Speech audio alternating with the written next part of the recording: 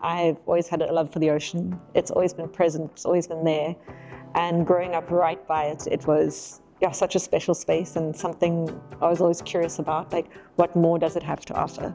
Getting to sit on the beach and be in the water and see penguins in both of those environments was such a special thing, and it's clearly affected me till now. It's clearly, I think it opened up a door without my parents realizing it. There's always more to learn, there's always skills to build. There's always adventures to go on and new wildlife to explore, and I think that why must always exist, because you need to want to do more, and I think no one else is going to do it for you, you have to do it for yourself. My name is Martine Viljoen. I'm a marine conservationist, marine wildlife manager, and a business owner. But yeah, growing up in Cape Town by the ocean, you got to experience the shallows. So you got your rock pools, you had just like glimpses into what was beneath the surface.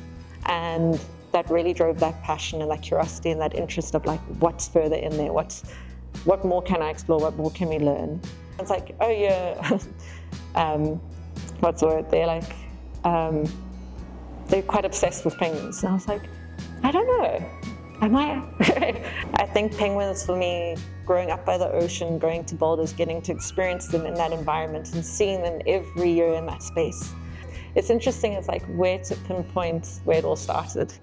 And it must have been from Boulders Beach and seeing them. But I think the draw card for me was with my want to always be a vet as a child and wanting to help animals.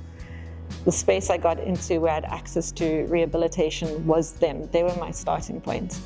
And I think that was, first love and has always been, and it's just retained that beauty that they needed assistance and I got the chance to help them.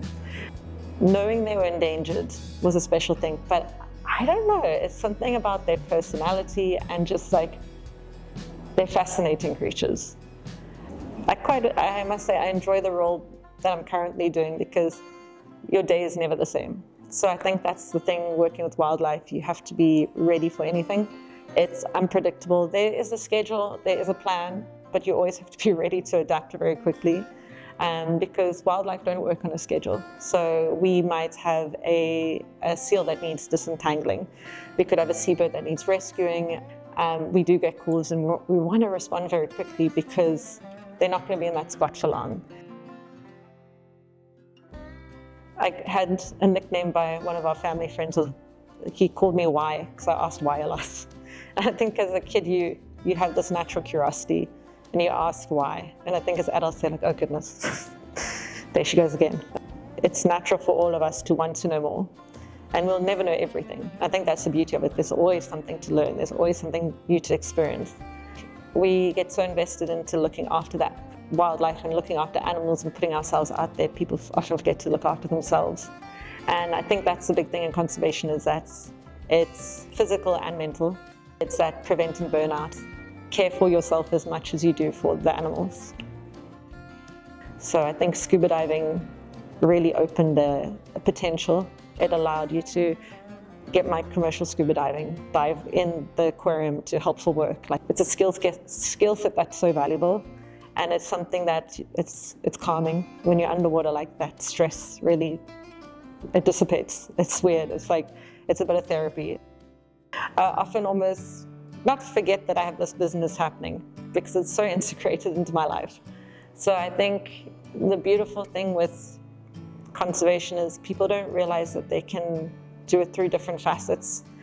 I was an intern at Scuba.com and I felt inspired by the work we were doing in the organization, and I had a love for funky socks and I could never find the right penguin sock, and I was like, okay, got to create a range that I felt excited to wear, excited to see other people wear, and like gave back.